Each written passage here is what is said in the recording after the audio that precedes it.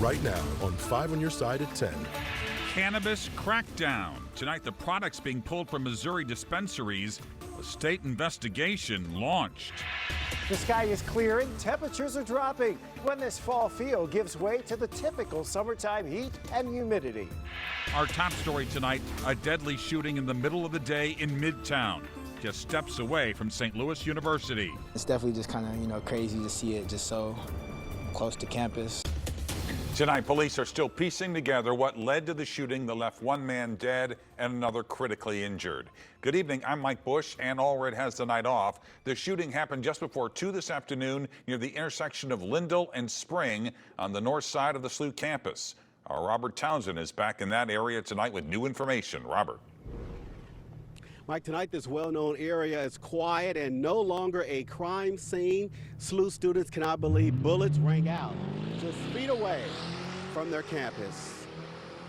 On an ordinary day, many St. Louis University students would be on the move in Midtown St. Louis. Park down there and walk across Spring every day. But Tuesday afternoon, Kellen Bloom and fellow students could not cross Spring Avenue near Lindell Boulevard because of a deadly shooting. Police blocked off the street after they found one man shot to death. Paramedics rushed another man to a hospital with critical injuries. SLU students were on campus for orientation week at the time.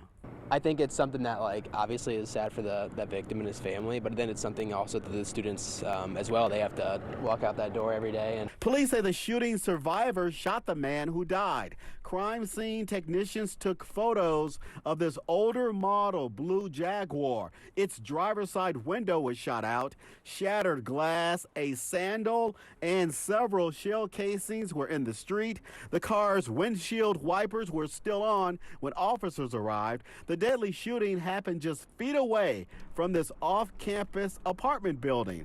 A SLU spokesman says the university immediately notified students and followed safety protocol.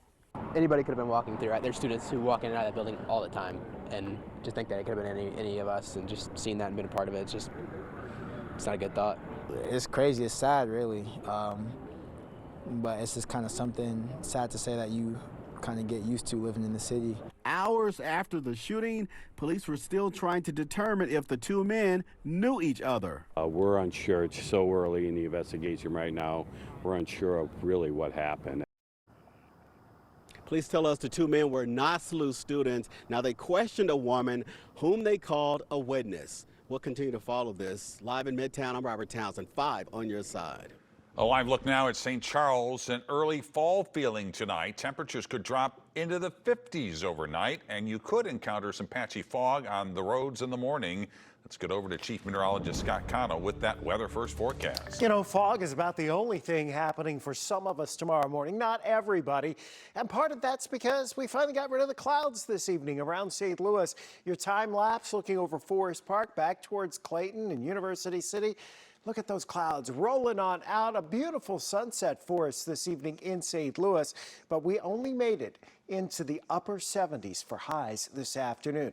As the skies have cleared, it's really cooling off in the outlying areas.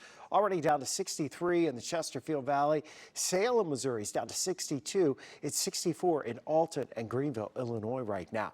Those clouds, they're moving away. Skies should stay mainly clear overnight, and the winds have settled down. Looking at our visibility futurecast for fog tomorrow morning, it looks like as we head towards 7:30, maybe to 8 o'clock, visibilities, especially in some of the river valleys, could slide back into that quarter to half mile range. So it might slow you down briefly on the highways tomorrow, but it's patchy fog and it will quickly go away. Those cool temperatures in the morning will be replaced by comfortably warm temperatures in the afternoon. And then those temperatures get replaced by the heat building back over the weekend. More on that in a few minutes, Mike. All right, Scott. Right now, Missouri marijuana dispensaries are being told to stop selling products from a Franklin County-based manufacturer. The Missouri Division of Cannabis Regulation says a company called Delta Extraction failed to follow proper protocols to ensure products are safe. Our Brent Solomon is live downtown tonight with reaction. Brent.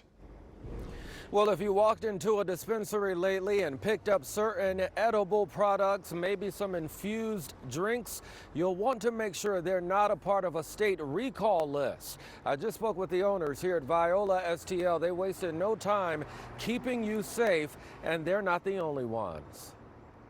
Take a look at this recall coming in from the state. It alerts against products made by Franklin County-based manufacturer Delta Extraction. Quote, the recalled products were not compliantly tracked in the statewide track and trace system to verify the products came from marijuana grown in Missouri, or that the product passed required testing prior to being sold at dispensaries. We're learning more, I think, just about at the same time a lot of the general public is. One thing owners of Starbuds in University City knew, they had to act quick. We pull it off our shelves right away.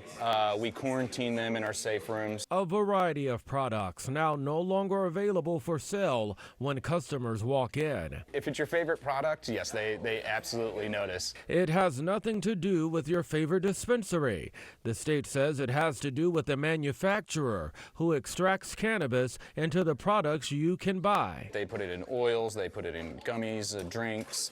Some of the numerous products include Safe Bet Alien Rock Candy, Zen Hybrid Pineapple Gummies, Game Day STL Pineapple Swing, and many more. State officials say if you've purchased these products, return them to the dispensary where you bought it. We had a lot of stuff that we had to pull from the shelves, but we also still had a lot of other products that we were able to put in their place. All right, take a look at your screen right now. Within just the past half hour, we got this statement from Delta Extraction. It says in part, Delta Extraction has passed all state inspections from their inception with flying colors and never received a notice of violation. Its operations meet or exceed industry standards, and the safety of its customers has always been its #1 priority. State officials say they haven't heard about any problems resulting from people using their products. Meantime, you can take a look at the full list of products at ksdk.com right now. Mike. Brent, thanks. New tonight, some St. Louis families are left scrambling after the abrupt closure of a charter school. In a letter released tonight, leaders at Hawthorne Leadership School for Girls in North St. Louis say they were unable to reach student enrollment targets. The announcement comes just 1 week before the first day of school. The school says it will help families with placement in other schools. More troubles tonight for a St. Louis grocery chain. The Field Food Store in downtown West now faces eviction. According to the St. Louis Business Journal, the store's landlord filed a lawsuit today claiming the store owes more than $800,000 in back rent and taxes. 4 other stores have recently closed amid financial troubles. Tonight, we're learning how the public will be able to give their input on how the city of St. Louis spends its cut of the $250 million Rams settlement money. Board of Aldermen President Megan Green announced an online survey will help determine priorities. An online portal will also be set up to allow people and organizations to submit ideas. The public will also be able to participate in meetings with city leaders in September, October, and December.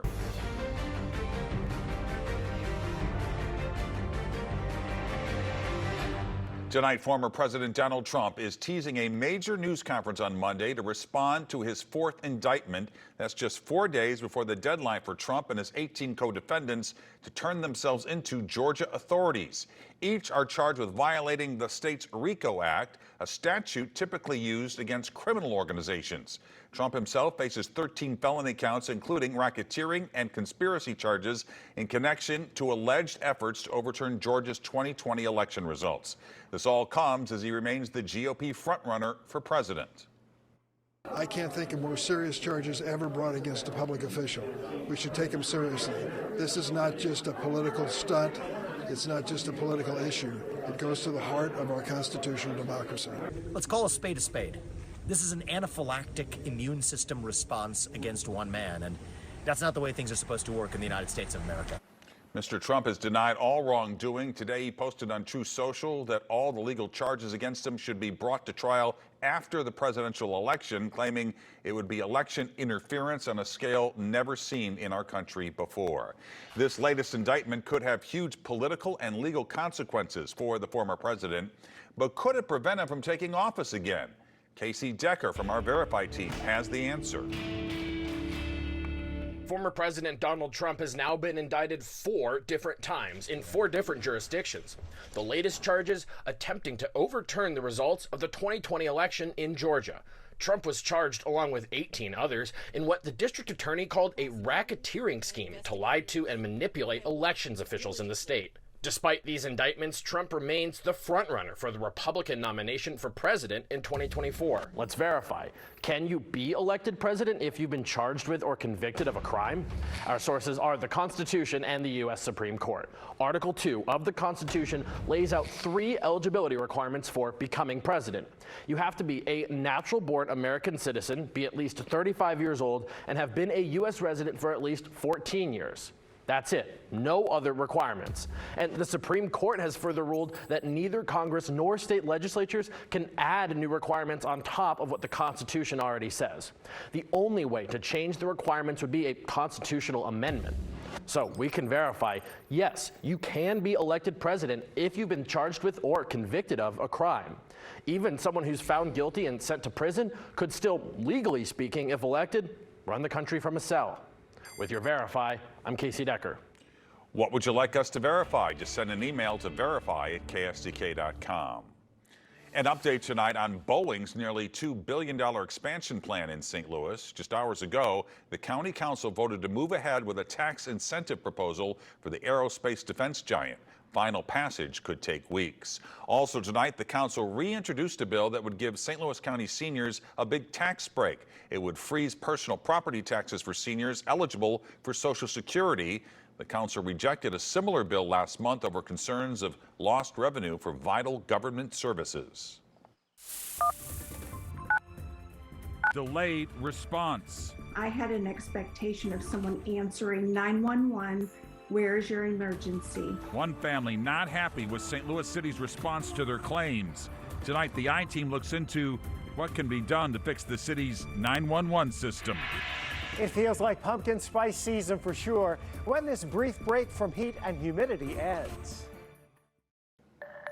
When you need to call 911, you're often in panic mode. That was the case for a Cape Girardeau family visiting St. Louis last month. After our I-Team first reported on their story, the city responded with what the parents should have done differently. Tonight, our Christine Byers has their reaction, and they were not happy. You have reached the City of St. Louis Metropolitan Police Department. It's absolutely unacceptable. The next available dispatcher will answer your call in the order it was received. Michelle and Jamie Outman are talking about this response from the City of St. Louis. A spokesman sent it to the I-Team after we reported on delays that the family experienced after calling 911 while their son had a seizure. It read in part, "This incident is an opportunity to educate residents and visitors about how to most effectively use our interactive voice response system as we work to modernize and upgrade it." I think that's an awful lot to ask of somebody in that scenario. Locally, the interactive voice response system is specific to St. Louis. And that means if I call 911 from anywhere here in the city of St. Louis, chances are an automated system is going to pick up the call and ask me to push a button for police, fire, or EMS. Families tell us they've been put on hold for minutes at a time, waiting for a dispatcher to answer their call. Now, if I have to call 911 from anywhere outside the city of St. Louis, like St. Louis County, for example, an actual dispatcher will answer the call. You have a physician, you have a college-educated mom. We couldn't figure out how to use your automated system. The Outmans told the I-Team they called 911 3 times, and a dispatcher never answered. At that point in time, we had no hope that help was coming.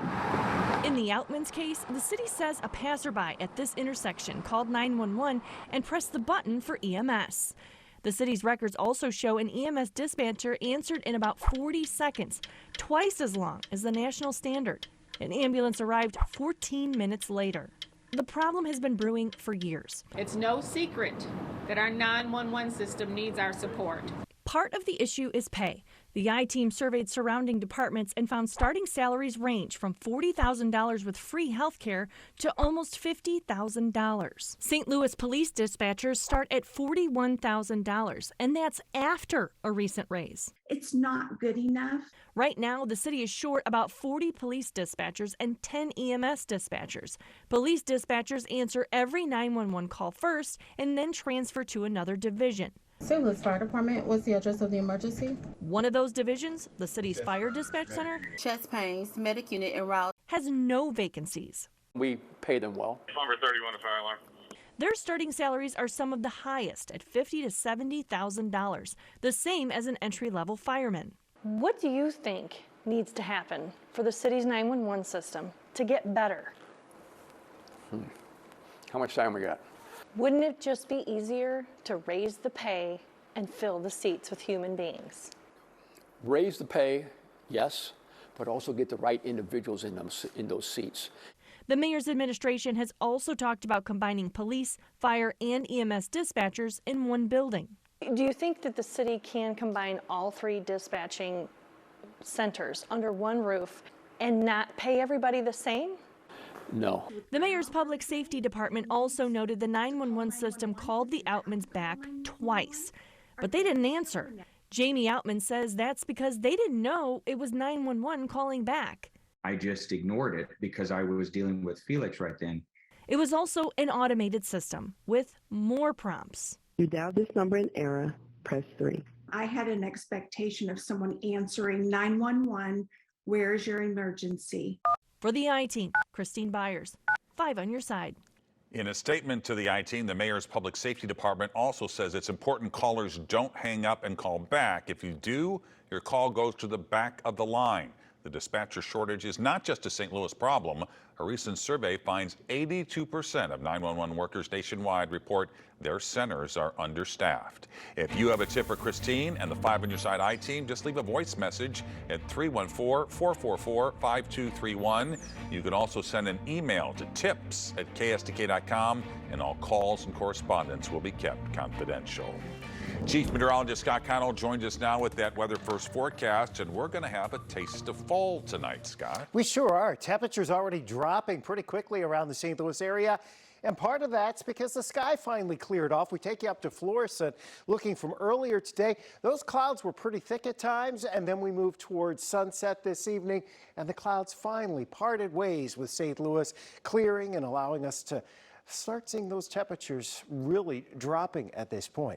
Some of our outlying areas already down into the lower 60s. O'Fallon's down to 64, Pacific's at 63, so is Arnold and Millstop right now, 64 in Troy and Edwardsville. You're going to wake up tomorrow morning with temperatures in the 50s. Clouds keep pushing away, skies clearing, winds are settling down, so the flavor of tomorrow morning is definitely pumpkin spice, right? 69 degrees officially at Lambert. Kirksville's already down to 60, and this air is very dry. So with light winds, some recent rain across the region, and that clear sky, we do expect some fog to develop, especially in the river valleys by early tomorrow morning. There is another cold front up to the north. It's not going to be a big weather maker per se for us, but it will reinforce the comfortable air for Friday once it comes through later on Thursday. 69 at the moment. We did squeak up to 78 for the high this afternoon.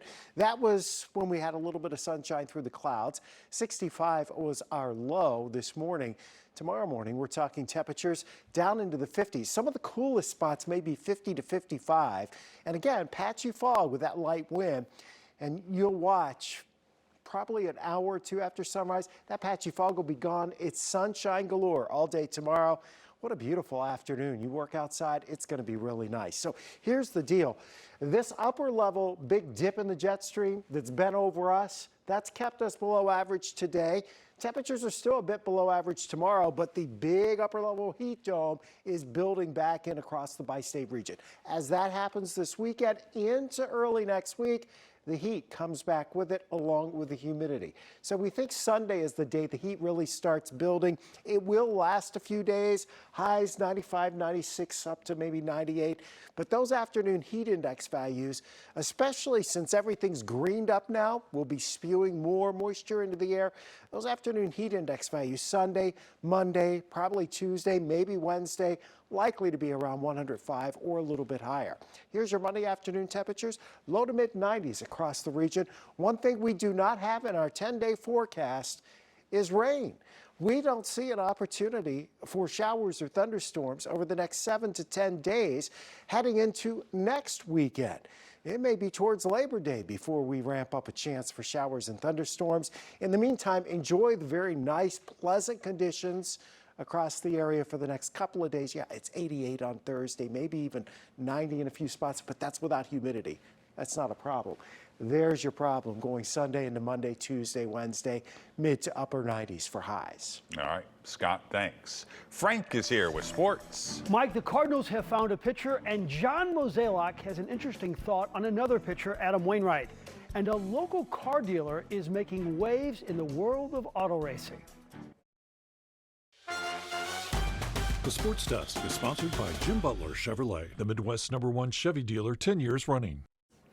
The silver lining in the Cardinals' fire sale at the deadline, besides acquiring young talent, is opportunity. If Jordan Montgomery and Jack Flaherty were still here, would Dakota Hudson get a chance to pitch? Don't look now, but he's 4-0. Paul Goldschmidt was on base 5 times last night, 3 times tonight, including this RBI double, which scored Lars Nootbaar, and the Cardinals led the A's 1-0. The next batter is Nolan Arenado, and this is a 2-run shot. It made it 3-0 Cardinals, his 25th homer. He had 4 hits tonight. And Jordan Walker got into the act in the first 2, his 11th tater, 4-0 Cardinals. And Hudson was pretty good. 6 2/3 innings, 5 hits, 3 Ks, 2 runs, and just 1 walk. And the Cardinals win it 6-2. Will the Thursday start by Adam Wainwright versus the Mets be his last? Waino is coming off that horrific 1-inning, 9-hit, and 8-run affair in KC. John Mozeliak, who will be our guest on Sports Plus Sunday, indicated it can't go on much longer like this. It's really hard on a team when you're down 4-0, 5-0 before you've even had your second at bats. It's just, it can be very demoralizing, and what we don't want this season to end up in is where it just appears to be like a sideshow of things. There are a lot of young players down there that have real work to do, that have things they need to accomplish to set themselves up for future success and, more importantly, 2024. Obviously, Adam's retiring at the end of the year. We want to give him every opportunity we can, but there's a give and take there too, and he's got to give himself a chance to go deeper into a game and allow us a chance to win. Governor Mike Parsons has given Mizzou a better chance to win. Today he signed a bill which extends benefits to high school athletes as soon as they sign their national letter of intent. You could be getting paid in the Escalade as you walk into your homeroom in high school. So this winter, a guy like Ryan Wingo from St. Louis U High could be cashing NIL checks if he signs. Wingo is a 5-star wide receiver who Mizzou would love to have join fellow 5-star Williams Wanari in the class of 2024. How special is Wingo? The physical characteristics are off the charts. I think it's useful maybe to draw some comparisons to Luther. Ryan is bigger, noticeably bigger. Linear speed, straight line burst, noticeably faster. The fact that I think it's close means he's a really important guy. We are 12 days away from the Bommarito 500 at Worldwide Technology Raceway. And people in the sport of auto racing have told me that after Indianapolis, St. Louis is as good as any racing town in the country. At the Brickyard this weekend, and look who was on hand. John Bommarito, the noted car dealer, is fully invested in the sport. In addition to sponsoring the race, he is a co-owner along with Jordan Anderson of 2 cars in the Xfinity Racing Series. One of the cars will make the playoffs. I asked John what his goals are in this sport. Win a championship first in the Xfinity Series. We want to make sure we're a dominant player in this series. And then, of course, the ultimate dream, it's the Cup Series. And we want to bring our team Cup racing right in our own hometown. That's the biggest dream. And, of course, what else? You want to win a race at your own hometown track.